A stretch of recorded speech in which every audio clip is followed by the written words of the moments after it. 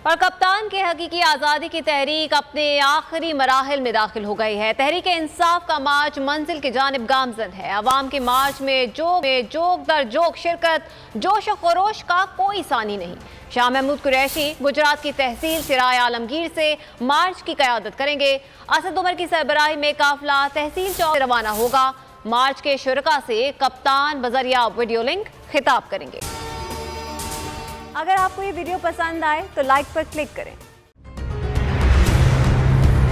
कप्तान का हकीकी आजादी मार्च, बोल न्यूज की खुसूसी कवरेज। ये एक फैमिली मार्च है। हकीकी आजादी मार्च जो है जीटी रोड पर रवां दवा है। बोलने की हक और सच की बात। इमरान खान के कंटेनर के करीब फायरिंग का वाकया पेश आया। फायरिंग से जख्मी, अस्पताल मुंतकिल।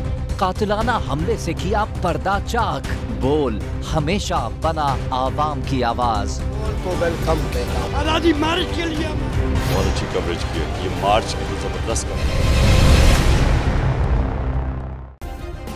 सब्सक्राइब करें और बेल दबाएं ताकि कोई खबर रह न जाए।